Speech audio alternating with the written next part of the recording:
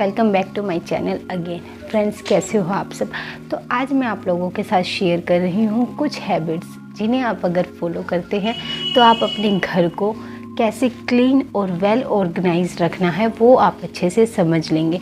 जो आदतें मैं आप लोगों के साथ शेयर कर रही हूँ वो मैं डेली बेसिस पर फॉलो करती हूँ और उसी की वजह से मैं अपने घर को रख पाती हूँ वेल ऑर्गेनाइज और क्लीन और बहुत ही साफ़ सुथरा। तो अगर आप लोग भी इसे फॉलो करते हैं तो यकीनन आपका घर भी बहुत ही सुंदर दिखाई देगा और अगर कोई भी आपके घर पर आएगा तो वो आपको कॉम्प्लीमेंट दिए बिना वापस नहीं जाएगा। और एक हाउसवाइफ के लिए इस तरह का कॉम्प्लीमेंट मिलना बहुत ही बड़ी बात है। तो वीडियो को पूरा देखिएगा। अगर आपका कोई भी क्वेश्चन हो तो मुझे कमेंट में आप पूछ सकते हैं। अगर आप मेरे चैनल पर नए हो तो मेरे साथ जुड़े रहने के लिए इस चैनल को सब्सक्राइब कर लीजिएगा, क्योंकि मैं इस टाइप की वीडियो अपने चैनल पर हमेशा लाती रहती हूँ। धन्यवाद।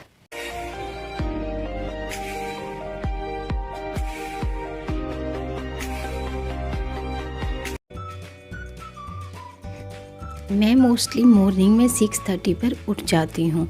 उठने के बाद मैं सभी कर्टेन्स वगैरह को हटा लेती हूँ ताकि जो नेचुरल लाइट है वो मेरे कमरे में आ सके, साथ में जब दोपहर में धूप निकले वो भी रूम में आ सके। उसके बाद मैं चेकआउट करने बालकनी में आ जाती हूँ कि आज का वेदर कैसा है। इसी के साथ मैं अपने प्लांट्स वगैरह को भी देख लेती हूँ और ऐसे मेरी मॉर्निंग स्टार्ट हो जाती है। दोस्तों, जैसा कि आजकल सभी ने मेड रखी होती है, मैंने भी रखी हुई है, तो मैं कोशिश करती हूँ कि जब तक बच्चे उठें और मेरी मेड आए उससे पहले मैं सारा डस्टिंग का काम कर लूँ। तो मैं सबसे पहले 1 बाय 1 लिविंग रूम, बेडरूम और डाइनिंग एरिया, किचन सब में जो भी डस्टिंग का काम मुझे दिखाई देता है वो सब मैं कर लेती हूँ। बिकॉज़ जो मेड होती है वो नॉर्मल जो फ्लोर होता है वहाँ पर साफ़ सफाई कर कर चली जाती है। जो भी एरिया है डस्टिंग का वो नहीं करती। तो मुझे जहाँ भी दिखाई देता है कि यहाँ पर डस्ट है तो मैं थोड़ा थोड़ा साफ़ सफाई का काम करती ही रहती हूँ। जब डीप क्लीन की बारी आती है तो मैं वो भी करती हूँ, बट आज मैं आप लोगों के साथ जो मेरी बेसिक डेली की रूटीन है वो मैं शेयर कर रही हूँ। तो इस तरीके से मैं सारा ये डस्टिंग का काम कर लूँगी। जैसे कि मेरा जो लिविंग रूम है वो सब बालकनी के जस्ट बालकनी के साथ है, तो जो धूल मिट्टी होती है वो आती ही रहती है, तो मुझे डस्टिंग डेली ही करनी पड़ती है। इसके बाद मैं डाइनिंग एरिया में आ जाती हूँ और करती हूँ अपने डाइनिंग टेबल को भी क्लीन। बिकॉज़ जैसा कि रात को सब खाना खाते हैं तो मैं क्लीन तो तब भी कर लेती हूँ, लेकिन बहुत बार ऐसा होता है कि नाइट में क्लीन नहीं हो पाता, तो मॉर्निंग में मैं एक बार अच्छे से क्लीन कर लेती हूँ। इसके बाद मैं किचन एरिया में आती हूँ। जैसा कि किचन में नाइट में क्लीन ही कर कर सोती हूँ तो वहाँ इतनी ज़रूरत नहीं पड़ती। फिर फ्रेंड्स, 9 बजे मेरी बेटी की क्लास लगती है ऑनलाइन, तो उसकी उठने से पहले, क्लास लगने से पहले मैं एक बार चेकआउट करती हूँ कि उसकी टेबल बिल्कुल ठीक है या फिर सारा सामान उसकी टेबल पर है या नहीं, ताकि जब भी उसकी क्लास लगे तो उसको डिस्टर्बेंस ना हो। तो इस वजह से मैं उसकी टेबल को अच्छे से क्लीन भी कर देती हूँ ताकि सामान बिखरा हो तो मैं उसको सेट कर दूँ और उसको सामान मिल सके। फ्रेंड्स, इसी के साथ आप कोशिश करें कि आप अपने बच्चों को सिखाएं कि वो अगर कुछ भी सामान, जैसे वो पेंसिल को शॉर्प कर रहे हैं, तो मैंने अपनी डॉटर को एक बॉक्स दिया हुआ है जिसमें वो अपनी पेंसिल को शॉर्प करती है और जो भी डस्ट होता है वो इसको लेकर मेन डस्टबिन में डाल देती है। साथ ही मैंने उसके लिए हर बॉक्स बनाए हुए हैं जिसमें मैंने शॉर्पनर, कटर, रेज़र, पेंसिल और कलर वगैरह और कलर बॉक्स, ब्रश, पेंसिल सब मैंने उसको सेट करके दी हुई है। और साथ ही उसको मैंने अच्छे से सिखाया हुआ है कि जब भी उसकी क्लास ख़त्म हो तो वो हर सामान को उसी की जगह पर रखे ताकि बाद में उसको प्रॉब्लम ना हो। तो वो ऐसे ही करती हैं। जब भी मैं कभी भी कपड़े धोती हूँ तो जब कपड़े सूख जाते हैं तो दोस्तों मैं कोशिश करती हूँ कि मैं हैंड टू हैंड अपने सभी कपड़ों को फ़ोल्ड कर कर रख दूँ, क्योंकि अगर मैंने सोच लिया कि चलो आज मैं फ़ोल्ड नहीं करती और मैं थोड़ी देर में कर लूँगी और मैंने अपना काम वहीं पर छोड़ दिया तो क्या होगा, अचानक से मेरे पास फ़ोन आ जाता है कि मेरी फ्रेंड्स या मेरा कोई रिलेटिव घर में आने वाला है और मुझे याद आता है कि मेरे एक रूम में कपड़े मैंने ऐसे ही छोड़े हुए हैं। तो क्या होना है, कुछ ये हाल तब होगा मुझे कुछ समझ में नहीं आएगा कि मैं क्या करूं, तो मैं ये सारे कपड़े उठाऊंगी और इस तरीके से अपनी अलमारी में डाल दूंगी। इस तरीके से हमारा रूम तो साफ़ हो जाएगा, लेकिन हमने अपनी अलमीरा का कुछ ये हाल किया होता है।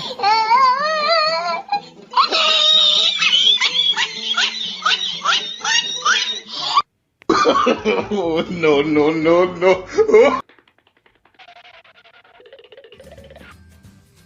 तो बस उस वक्त हमारा जो हमने लालच कर लिया कि अभी हम काम थोड़ी देर में कर लेंगे, और इस चक्कर में जो हमने अपना टाइम बचा लिया, थोड़ा बैठने का सोचकर हमने काम छोड़ दिया, तो देखिए बाद में हमें कितना अपना काम हमने बढ़ा हुआ पाया। तो ज़्यादा से ज़्यादा आपके पास अगर ज़्यादा कपड़े हैं तो आपको 15 से 20 मिनट लगेंगे, वरना अगर कम है तो थोड़ा सा वक्त लगेगा। तो कोशिश करें जब भी आप अपने कपड़े वॉश करें तो उसको आप तह लगाएं, फोल्ड करें और उसके बाद अलमीरा में अच्छे से उसकी जगह पर रख दें। जब भी मैं किचन में काम करती हूँ, खाना बनाऊँ, ब्रेकफास्ट बनाऊँ, लंच बनाऊँ या फिर मैं डिनर बनाऊँ, मैं पूरी कोशिश करती हूँ कि जितनी बार मैं अपने किचन में काम कर रही हूँ उतनी बार ही मैं अपने किचन को क्लीन कर लूँ अच्छे से। जो गैस है उसको, काउंटर टॉप को, या फिर जहाँ भी मुझे लगे कि यहाँ पर डस्ट है या फिर जो भी आटा वगैरह कुछ भी लगा हुआ हो उसको मैं क्लीन कर लेती हूँ।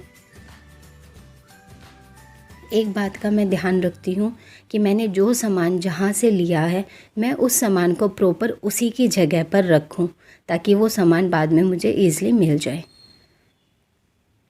आपके घर में ये जो छोटी छोटी सॉक्स होती है बच्चों की, या फिर आपकी, बहुत बार होता है मिलती नहीं है, तो उसके लिए आप बास्केट का यूज़ करें या फिर DIY कर इस तरह का आप वॉल हैंगिंग बना सकते हैं। आपने नहीं बनाना आता तो आप मेरी वीडियो वॉच कर लीजिएगा। तो इस तरीके की बास्केट में आप सामान रखें। मेरे घर में छोटे बच्चे हैं, मेरे 2 बेटियां हैं, जो कि जब उनका मन होता है वो तब ही टॉयज़ से खेलते रहते हैं, और खेलने के बाद टॉयज़ वो ऐसे ही रख देते हैं। थोड़ा मैंने उनको भी इस चीज़ में फ्रीडम दी हुई है, कोई बात नहीं तुम खेलो, मैं अपने आप इनको रख लूँगी। तो यहाँ पर मैंने एक बास्केट बनाई हुई है, और उसमें जब बच्चे खेल लेते हैं तो फिर मैं सारे सामान उसमें रख देती हूँ, और रखने के बाद फोल्ड कर इसको ऐसी जगह पर मैं उसको रखती हूँ जहाँ से मेरे बच्चे जब उनका मन हो उस टाइम पर इससे खेल सके। इस टाइप की बास्केट बनाने से खिलौने जो है वो दिखने में भी अच्छे लगते हैं, और आपके बच्चे ईज़िली इसको ले भी सकते हैं। इसके बाद फ्रेंड्स, मेरा जो ड्रेसिंग टेबल है वो बहुत बार ऐसा होता है, पहले होता था कि वो बिखरा रहता था। फिर मैंने सोचा क्यों ना इस टाइप की बास्केट का, और जो ये मिठाई के डब्बे आते हैं उसका यूज़ कर अपने ड्रेसिंग को वेल ऑर्गेनाइज रखूं। तो उसके लिए मैंने इन बास्केट का यूज़ किया, और सब चीज़ की प्रॉपर मैंने जगह सिलेक्ट की। परफ्यूम्स, डिओ, ऑयल, जो भी चीज़ जहाँ एक बास्केट मैंने सिलेक्ट की, और चीज़ों को अच्छे से बास्केट में मैंने सेट कर रखा। बच्चों के जो भी ऑयल, पाउडर, क्रीम, जो भी सामान थे वो मैंने अच्छे से एक कैटेगरी वाइज मैंने सब सामान को बास्केट में अच्छे से रख लिया। आप भी इस तरीके से अगर रखेंगे तो आपको आपका सामान ईज़िली मिल जाएगा। साथ ही कोई भी आपका ड्रेसिंग अगर आता है और खोलता है तो वो देखकर आपको कॉम्प्लीमेंट तो ज़रूर। मैं मॉर्निंग में अपने किचन के डस्टबिन में एक पॉलीथीन लगाती हूँ और नाइट में उसको निकाल देती हूँ, ताकि पूरे दिन का जो भी डस्ट है वो सारा मैं इकट्ठा कर लूँ और रात को उसको हटा दूँ। इसी के साथ बच्चों को मैं नाइट में दूध वगैरह दे देती हूँ, और इतने जब बच्चे दूध वगैरह पी रहे होते हैं इतने मैं अपने किचन का काम ख़त्म कर लेती हूँ। कोशिश करती हूँ कि मैं नाइट में कभी भी बर्तन को ना छोड़ूं, क्योंकि अगर मैंने नाइट में बर्तन छोड़ दिए तो मॉर्निंग में मेरा हाफ आवर इन्हीं में चला जाएगा। तो इसीलिए मैं पूरी कोशिश करती हूँ कि नाइट में मैं अपने सारे बर्तन क्लीन कर ही सोऊं। तो आप भी कोशिश यही करें कि नाइट में अपने किचन का ऑलमोस्ट काम आप ख़त्म कर ही सोएं। इससे आपका मॉर्निंग में बहुत टाइम आपका बच जाएगा, और वो टाइम आप किसी और काम में लगा सकते हो। ज़्यादा से ज़्यादा आपके 15 मिनट्स लगेंगे अगर आपके ज़्यादा भी बर्तन है तो। इसी के साथ आप अपना सिंक वगैरह अच्छे से क्लीन करें। हो सके तो आप नाइट में गर्म पानी में विम जेल डालकर अपने सिंक में डाल दें। इससे आपका जो सिंक होगा वो महकता रहेगा। और एट द एंड मैं फिर से अपने पूरे किचन का काउंटर टॉप अच्छे से क्लीन कर लेती हूँ ताकि मुझे मेरा सुबह किचन अच्छे से